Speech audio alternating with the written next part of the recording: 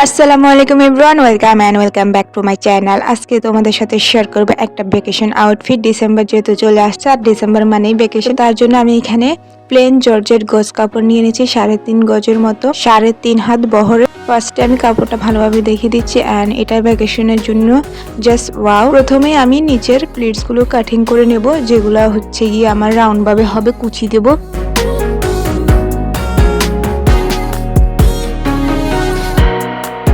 তারপর আমি হাফ বডিগুলো ফার্স্টে আমি ক্যালেন্ডারে কাটিং করে নিয়েছি, যাতে কাপড়ে আমরা কাটিং করতে সুবিধা, আর এভাবে কাটিং করলে কাপড়গুলো কম নষ্ট হয়। তারপর আমি সেম ভাবে সবগুলো কাপড় ক্যালেন্ডার বসিয়ে কাটিং করে নিয়েছি। কাটিং করার পর আমি এগুলো জয়েন করে নেব, এন্ড জয়েনগুলো আমি কিভাবে করছি প্রতিটা কিন্তু দেখিয়ে দিচ্ছি।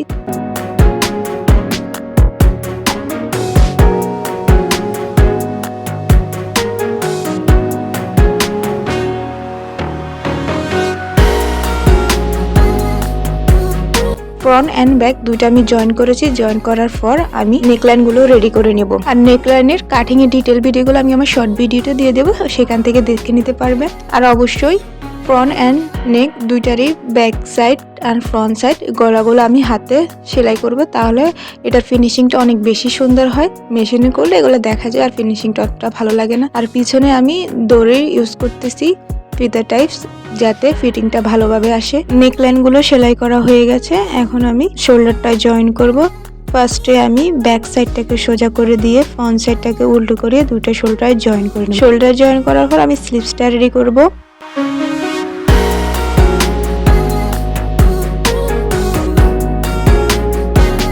স্লিভসের লম্বা আমি 24 ইঞ্চির মতো নিয়েছি, আমার 23 ইঞ্চি হয়ে যাবে 1 ইঞ্চি সেলাইয়ের জন্য। নিচে প্লাফি থাকবে, আর আমি এখানে কফ ইউজ করব, সেই জন্য এক্সট্রা আমি এখানে 1.5 ইঞ্চির একটা কফ ইউজ করবো, যেটা আমি পরে অ্যাড করে নেব। কাপড়টাকে নিচে দিয়ে প্লাফি রেখে এখানে আমার মেজারমেন্ট অনুযায়ী লম্বা 10 ইঞ্চি রেখে কাটিং করে নিয়েছি। উপরের দিকে আমার প্লেন থাকবে, নিচে কফের দিকে ঝুলে থাকবে, তাহলে স্লিভসটা অনেক বেশি সুন্দর হয়। আর কফের জন্য আমি আলাদা কাপড় কাটিং করে নিয়েছি, এখানে আমি বক্রম অ্যাড করে নেব।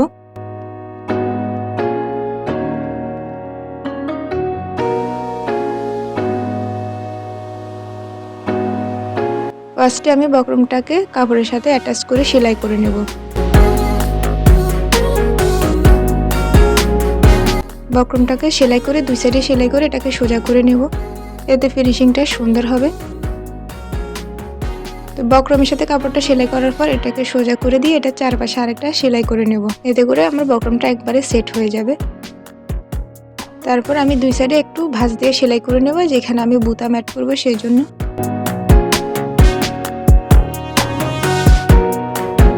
দুই সাইডে সেলাইগুলো দেওয়ার পরে এখন আমি বক্রমের যে পার্টটা আছে সেটাকে কুচি করে অ্যাড করে নিব। ফার্স্টে আমি কুচিগুলো দিয়ে নেব, না হলে বক্রমের সাথে অ্যাটাচ করতে অনেক বেশি সমস্যা হবে।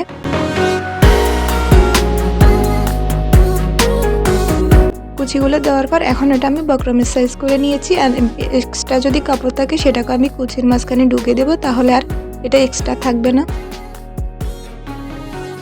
ফার্স্টে আমি এক পার্টের সাথে সেলাই করবো, যে কাপড়টা আমি এক্সট্রা রেখেছি, তারপর এটাকে ভাঁজ দিয়ে সোজা করে উপরের সাইডে সেলাই বসিয়ে দেব। আর এটার সেলাই করার পর চারপাশটাও সেলাই করে দেব। এন্ড আমার স্লিভসটা রেডি হয়ে গেছে। এখন আমি যতটুকু ফাঁকা রাখতে চাই বাকিটা আমি সেলাই করে নেব। দুইটা স্লিভস রেডি করার পর এখন আমি স্লিভসটা হাফ বডির সাথে জয়েন্ট করে নেব। হাফ বডির কাপড়টাকে সোজা করে রেখে স্লিভসটাকে উল্টো করে দিয়ে সোজা করে সেলাই করে নেব। অবশ্যই সবগুলো ডাবল সেলাই দেব, এতে করে আমাদের সেলাইগুলো পারফেক্টলি বসবে।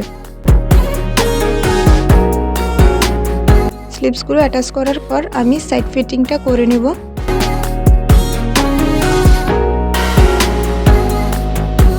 এক ইঞ্চি কাপড় রেখে সাইড ফিটিংটা করতেছি আমি। হাফ বডিটা আমার সেলাই করা শেষ, এখন আমি নিচের পার্টটা রেডি করব।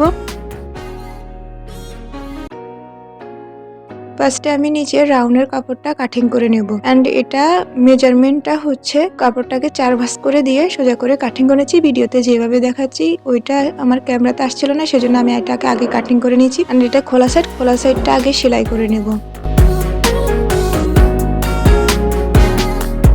আর ভিডিওর প্রথমে আমি যে কাপড়টা এক্সট্রা ভাবে কাটিং করে নিয়েছি, এটা হচ্ছে এটার নিচের যেগুলো আছে ওইগুলো দেওয়ার জন্য। তো এখানে আমি এক্সট্রা ফ্যাব্রিকগুলো জয়েন করে এটাকে অ্যাটাচ করে নেব।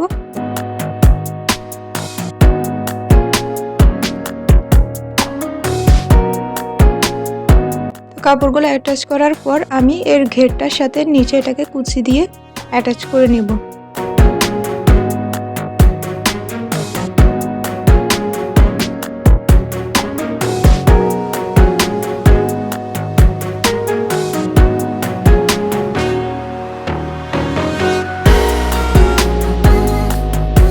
সম্পূর্ণ ঘেরটাতে আমি কুচিটা অ্যাটাচ করে নিয়েছি। আর এটার লুকটা দেখো কতটা সুন্দর হয়েছে।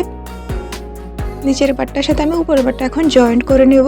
রাউন্ডের পাটটাকে সোজা রাখবো আর হাফ বডির পাটটাকে উল্টো করে দিয়ে আমি এটাকে জয়েন্ট করে নেব। এন্ড ফাইনাল লুকটা দেখো কতটা সুন্দর হয়েছে। যারা যারা আমার চ্যানেলটা এখনো সাবস্ক্রাইব করেনি সাবস্ক্রাইব করে নিও। আর ভিডিওটা ভালো লাগলে লাইক কমেন্ট শেয়ার করতে ভুলো না। দেখাবে নেক্সট কোনো ভিডিওতে। আল্লাহ হাফেজ। আর আমার ড্রেসটা কেমন হয়েছে অবশ্যই কমেন্ট করে জানাবা।